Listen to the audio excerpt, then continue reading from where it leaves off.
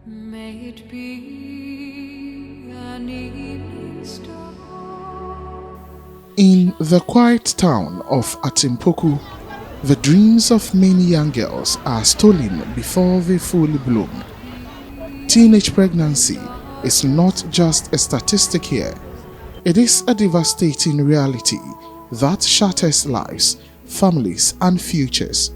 Behind every number is a story of pain, loss, and survival.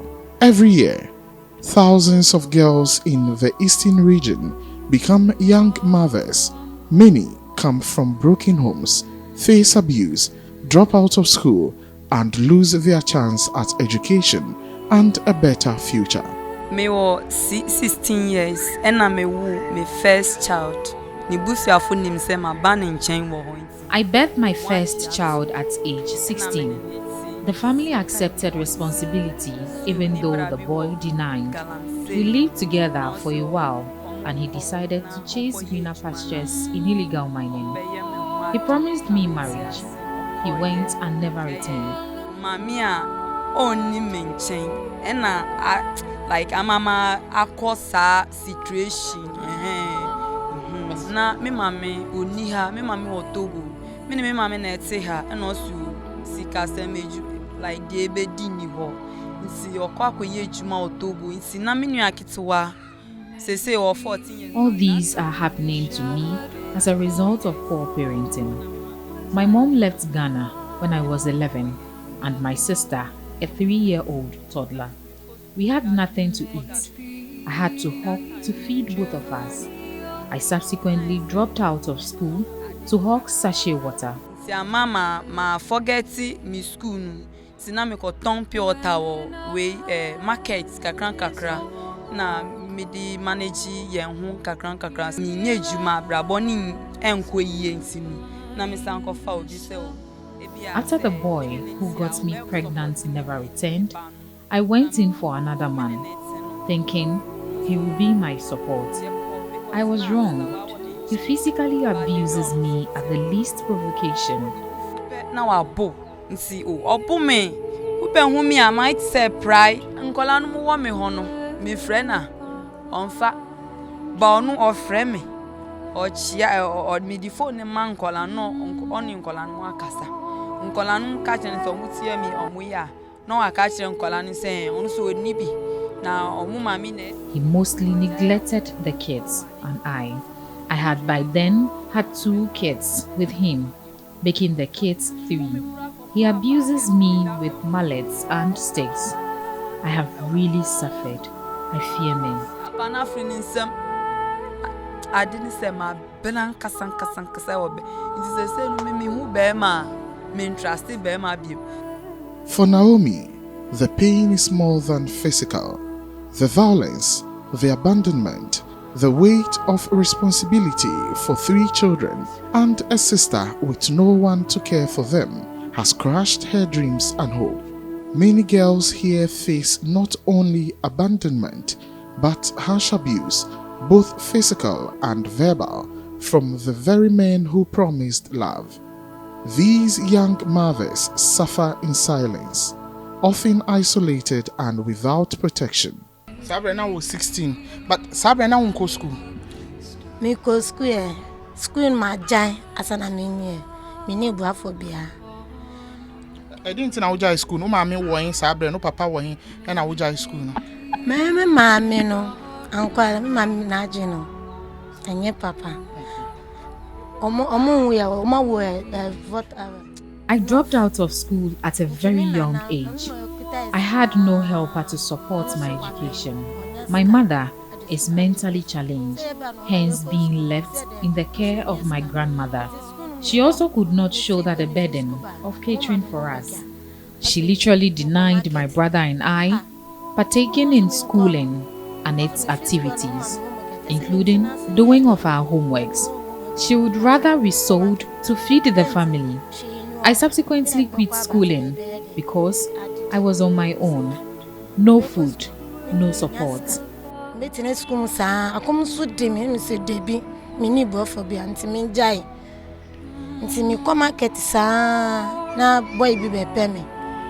No me print man. Me nim say onu so e be yemi sa. Se na ye nanti sa na nyi sa ne ba na ojan koy. Ma fo maka chense me nyi na o si enye onu si ni ye nanti na ye di agosa. That was how I met the boy who got me pregnant at age 16. He denied the pregnancy and asked me to abort it. He bolted and never returned after I refused to terminate the pregnancy. Koye nti sana me blessa bibia yemia obia antohwe na me kwa meje obi nyama ato sa adiko hospital bibia ato bibia na me we still can on bus abi so ba me ma me so be wale me no. No say A second boy approached me, promising marriage. He also got me pregnant and vanished into the air. Okoye juma ba klo ono so hoko ajane. Behind every teenage pregnancy is a story of a broken home, lost education, and dreams abandoned. Many girls drop out because of financial hardship, lack of parental support, or shame. Sa bre na oka se opel 16 na oka se okodwene ho no na ungo school. Na me go school. School no jai wo class en. Job P5. Class 5 e didn't na jai. I quit my education in Basic 5. My father could not afford the school fees, so I had to quit and follow him to Atimpoku, where I met the guy who got me pregnant. Enema yeba Atimpoku kuro manu seda mbe fanyense. Onyense mbe na asita no me yede. Life became unbearable after I got pregnant. I didn't have appetite for food, and the boy responsible also refused to give me money for upkeep. Mommy scam fan to Adrian. Like yo, use God this coming in ba kune say. I won't find Adrian by end your money ska. E dey benti na oma wa ono wa wo no oma oska but ono ni nua de oma ni ska say onye aduane no ma obi e dey enti. Minim nenti o. Ebia obeto pad ubedidi bibi hia abofra na wose otoma no obe den. I usually engage in menial jobs like sand carrying at construction sites where I make 40 cedis a day. And that's how I feed my baby and me. Because sana menya 40 cedis and na me to aduane wo ma akwala na ne memede. Nti nyisa ni ba na dey na papa kan ye dey na oye fa ho. Papa no anya hwan fa ho osisi akonyem kan de nyen fie nyen sengu uyi awbewuntino osisi akonyem de yanwu. My dad was also helpless. He asked me to keep the pregnancy and possibly return to school later. He is too weak and feeble to help him in life. Bia papa nye du no amode na sa me ankasa na me wui eya hamache na me wui me was in hospital wa abonten ho no na me wui. I delivered outside the Saint Hospital on the bare floor before nurses on duty intervened. The boy responsible could offer no help than a sum of 40 cedis. Ba miensa e fa tax no Jackson so beji in 20 cedis. No say 13 year pan to no use mine. No in 20. See kodu na me wutu madam for nursing. Oh, Saint Hospital. The impact goes beyond the young mothers themselves. Grandparents, siblings, and extended families bear the burden financially and emotionally. Many young girls rely on elder relatives who are too frail or poor to care for them.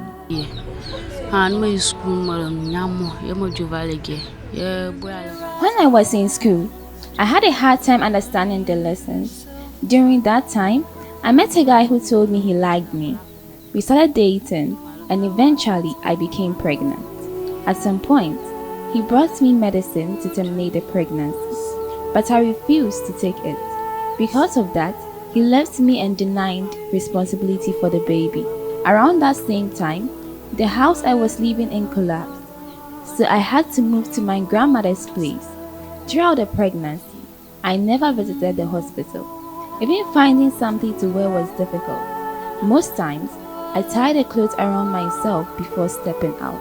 After the baby was born, my grandmother took care of the child.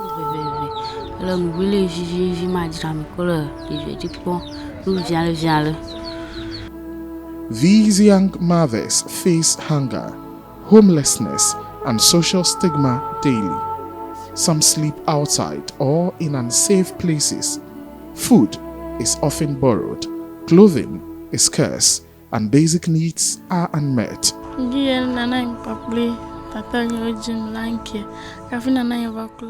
I was in school when I lost my mother. After that, I had no one to support me. Then I met a guy who told me he would help me financially and eventually marry me. We started dating and I became pregnant. At first, he admitted that he was responsible, but later, he ran away and disappeared from my life. I had nowhere to sleep. At night, I often slept outside, sometimes in front of people's shops or containers, until I gave birth. There were times I had to borrow food just to survive.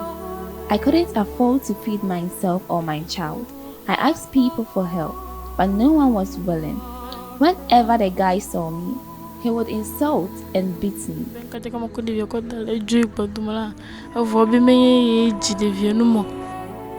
Teenage pregnancy carries severe health risk. The bodies of young girls are often not ready for childbirth, leading to complications like obstructed labor and obstetric fistula, a devastating condition causing uncontrollable leakage of urine or feces. It's actually one of the complications of teenage pregnancy. When a woman is going through labor, when she's giving birth, so I have a picture, let me just show you. The baby is pretty much going to pass through the pelvis to actually come out. So the bones must be broad enough, or the canal, the space where the baby will pass must be big enough for the baby to actually pass through. Now, a teenager, the pelvis is not fully developed yet, or it's not fully being remodeled to go through this process. And so most teenagers are not able to allow, or the baby cannot pass through that underdeveloped pelvis. So that's why they have to go through the surgical means of delivering the baby. So that's the first complication.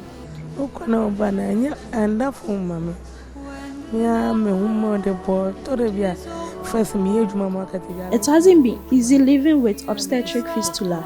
I had to quit my work at the market and stay home. I barely go to events. For church, it will have to be on a very good timing, else I sell myself. I am in so much pain, both physically and emotionally. I am very withdrawn and reserved now. I, however, understand that I have become a victim of circumstance. I fear being maltreated and verbally abused. I always stay indoors. If we say nkrofo ewo ho na mpese obebe o ma na wa na mpese obebe me mpese mmeba o mo no mo didi ma atam okwa awoso na akura ni tiri bai ebi mama ti omo de mekoyekoi on mo koyi akura no ti omo yi akura no no sha asese Johnson eba Johnson ne bai no toilet kan ho. I got this issue through obstructed labor. After doctor's intervention, I noticed I was leaking urine and feces. I was abandoned by the man who got me pregnant. I have never set eyes on him till date. I am always verbally abused in my community as a result of this condition.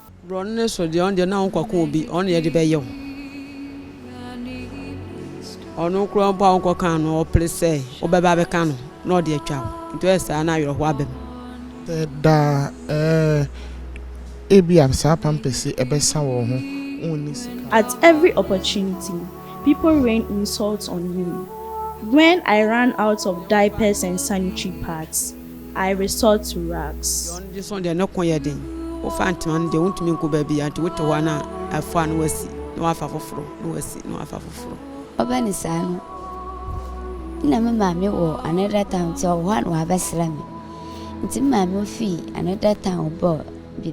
My mom continuously visited me when this condition began. My husband lied to my mom about we experiencing hardship.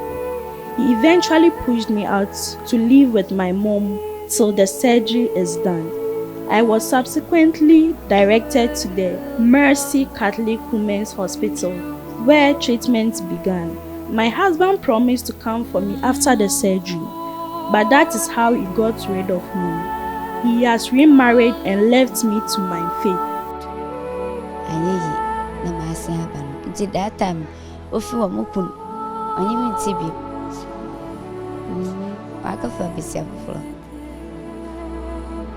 Ono na one no wo nkwala fo no.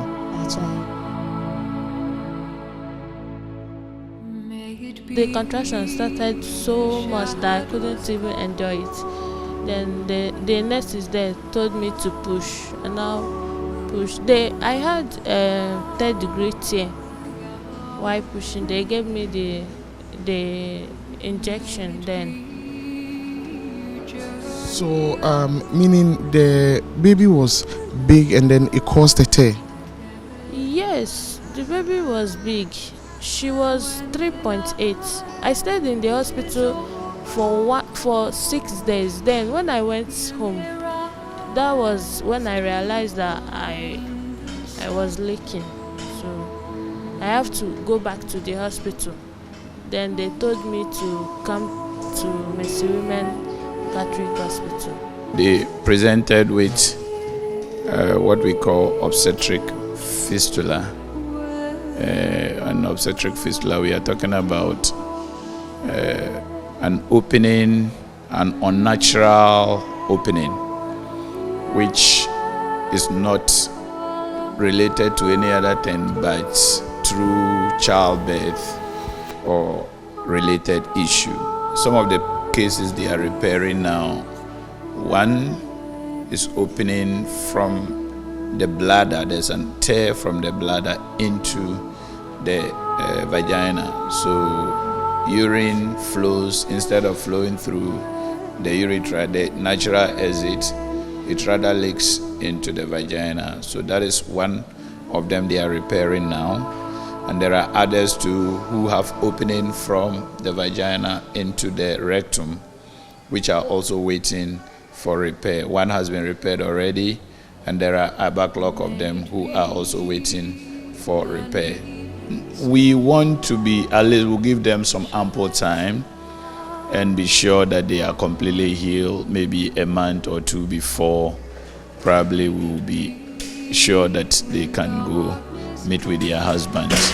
So at least they'll go through counseling, and we wish they come with their spouses, but some of them, they hardly will want their spouses to know, and most of them don't even have spouses because of the peculiar situation they are in. So they are divorced, or they are not engaging in any sex. So that makes us, we don't have problems with them, issues after the surgery concerning sex. Ghana's laws provide some protection, but enforcement is weak. Many fathers deny responsibility, leaving girls and their children without support. Social programs try to help, but resources are limited and often fail to reach those most in need.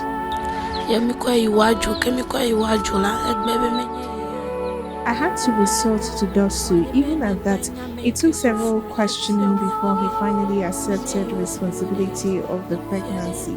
He also gave me money for 3 months, and that has been all. For many, teenage pregnancy means the end of their dreams.